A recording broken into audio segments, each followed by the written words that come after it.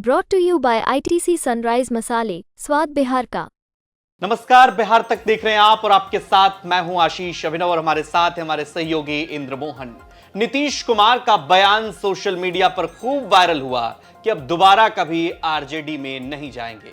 मुख्यमंत्री जिस तरफ होते हैं उस विपरीत सत्ता के अपोजिट साइड में बैठे लोग यानी विपक्ष में बैठे लोग के लिए हमेशा नीतीश कुमार ये बोलते हैं कि अब उस तरफ नहीं जाएंगे। लेकिन इंद्रमोहन सर, बार बार मुख्यमंत्री नीतीश कुमार ये बयान दे रहे हैं और कई राजनीतिक विश्लेषक मानते हैं कि नीतीश कुमार को लगता है कि भारतीय जनता पार्टी को उन पर भरोसा नहीं है। पहले तो आप ये इस सवाल का जवाब दीजिए, कई सारे सवाल हैं। पहला सवाल ये कि भरोसा की कमी सच में नीतीश कुमार को है भारतीय जनता पार्टी? पिछले सालों में जिस तरीके से नीतीश कुमार ने महागठबंधन के साथ सरकार बनाई, फिर बीजेपी के साथ आए, फिर महागठबंधन के साथ गए, उससे उनकी विश्वसनीयता में तो कमी आई है। पूरे राज्य में उनकी विश्वसनीयता में कमी आई है।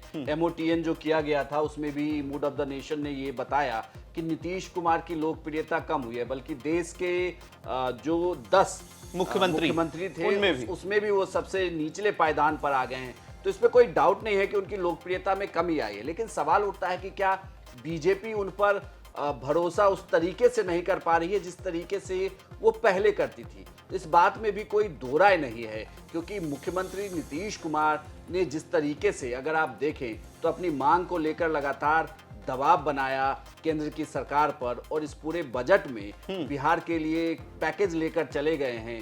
लेकिन हाँ, कुछ बातें ऐसी हैं, कुछ कानून ऐसे हैं जिस पे नीतीश कुमार ने की पार्टी ने एक तरीके से कहें उनकी अलग रुख अख्तियार किया, उससे जरूर मोदी सरकार को दिक्कत हो रही है। भले उनके पास 12 सांसद हैं, लेकिन वो जानते हैं कि इस बार जो मोदी सरकार है, या यूं कहें कि एनडीए की जो सरकार है, उसके लिए मुश्किल जरूर होने वाली है, और बिना नीतीश कुमार ये संभव ठीक है। लेकिन एक सवाल इसमें और जुड़ता है। बहुत सारे लोग कह रहे हैं कि जो विधानसभा की पटकथा है चुनाव की, वो अभी से लिखी जा रही है और मुख्यमंत्री नीतीश कुमार अभी से बार्गेनिंग करने में जुट गए। अभी से भाजपा को भरोसा दिला रहे हैं कि भाई हम आपके साथ रहेंगे, पूरी निष्ठा के साथ रहेंगे, ताकि सीट शेयरिंग का जो मामला है सर, क्योंकि अन्य सारी पार्टियां हैं, चिराग पासवान की पार्टी है, मांझी की पार्टी है, वो सब उतना दबाव ना बना पाए। नीतीश कुमार अभी से ही इसकी बैटिंग शुरू कर चुके हैं। देखिए, बिल्कुल ये दबाव की राजनीति ऑलरेडी शुरू है, क्योंकि नीतीश कुमार चाहते थे कि बिहार में वक्त से पहले विधानसभा चुनाव हो जाए। लेकिन बीजेपी की प्रायोरिटी ये थी कि पहले लोकसभा चुनाव हो, और लोकसभा चुनाव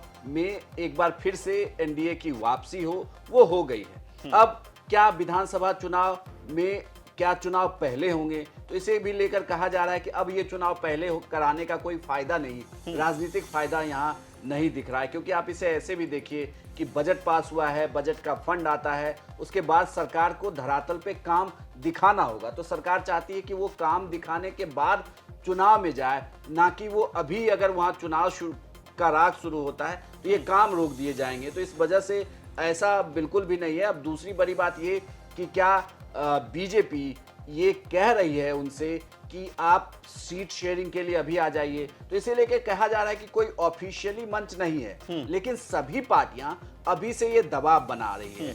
बल्कि वरिष्ठ पत्रकारों की माने और कुछ घटक दल के टॉप लीडरों की माने तो उनके अनुसार बिल्कुल सभी पार्टियों को इस बार ये लगता है कि एनडीए के अंदर सीट शेयरिंग में घमासान होगा। पिछली बार ये मामला थोड़ा आसान था, लेकिन इस बार ये मुश्किल हो सकता है, क्योंकि बीजेपी के अपने 2 सहयोगी हैं, जेडीयू का अभी तक कोई सहयोगी नहीं है, जेडीयू अकेले है। तो कहा यह जा रहा है कि पिछली बार की ही फॉर्मूले पर शायद काम करने की तैयारी है कि 101 सीटें बांटी जाएंगी, बाकी की जो बची हैं 41 सीटें, उसे जो है गठबंधन के दलों में बांटा जाएगा। लेकिन इसमें भी अब एक वो कह रहे हैं कि संकट शुरू हो गया है कि चिराग पासवान की डिमांड बड़ी हो सकती है। चिराग पासवान के जो 5 सांसद जीते हैं, और चिराग जिस तरीके से मंत्री हैं जिनका उनका कद बढ़ा है, तो चिराग की मांग बड़ी हो सकती है। मांझी की भी अपनी मांग होगी, साथ में उपेंद्र कुशवाहा हैं, और ये भी कहा जा रहा है कि चुनाव तक मुकेश सहनी भी आ सकते हैं। तो कैसे सीटों का एडजस्टमेंट किया जाएगा, ये देखना दिलचस्प होगा। इसी में एक बड़ा सवाल जो है, इसी में एक बड़ा सवाल, जैसे आपने कहा 101 का फॉर्मूला लागू हो जाएगा।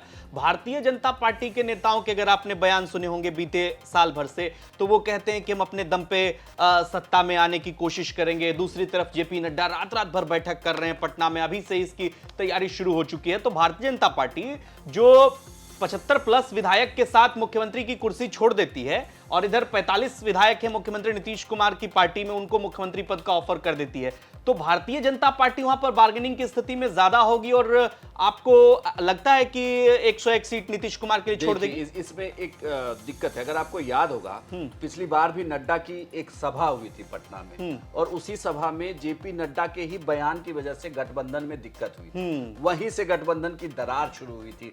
उस वक्त भी नड्डा ने कहा था कि हम अपनी बदौलत जो है सरकार बना लेंगे। लेकिन अब बिहार के पॉलिटिकल स्ट्रक्चर को देखें और पार्टी की सीटों को देखें, उससे तो ये तय है कि बिना नीतीश कुमार के किसी भी गठबंधन की सरकार नहीं बनेगी। नीतीश कुमार पर महिलाओं का भरोसा है, महिला उन्हें वोट कर रही हैं और इसका फायदा उस पार्टी को मिल रहा है। यानी कि अगर नीतीश कुमार जिसके साथ रहेंगे वही सरकार बनाएगा, चाहे वो बीजेपी हो या आरजेडी हो। ऐसे में दोनों दलों को लग रहा है कि नीतीश का साथ होना जरूरी है। तो अगर नीतीश कुमार को भी ये बात पता है तो इस पर कोई दूसरी पार्टी दबाव बना लेगी, ऐसा नहीं लगता, बल्कि नीतीश कुमार ही दबाव बनाएंगे। और उनके नेता जिस तरीके से अब फुल्ली एक्टिव हैं, उससे तो ये लगता है कि प्रेशर पॉलिटिक्स बिहार में शुरू हो गई है। नीतीश अपना काम दिखा रहे हैं, बीजेपी केंद्र की अपना काम दिखाएगी और उसके बाद दोनों मिलके चुनाव में जाएंगे अगर किसी तरीके की फेरबदल नहीं होती है। ये इसकी संभावना तो बिहार राजनीति में हमेशा से बनी होती है। तो क्या नीतीश कुमार जो बार बार भारतीय जनता पार्टी के नेताओं के सामने, जैसा कि जेपी नड्डा के सामने कहा, बार बार ये भरोसा दिला रहे हैं कि अब कहीं नहीं जाएंगे, मतलब अब वो नहीं पलटेंगे, आपको क्या लगता है इसका विधानसभा चुनाव से ये कनेक्शन है या नीतीश कुमार अभी से ही दबाव की राजनीति शुरू कर चुके हैं? कमेंट कर हमें जरूर बताएं और बिहार की तमाम खबरों के लिए आप देखते रहिए बिहार तक।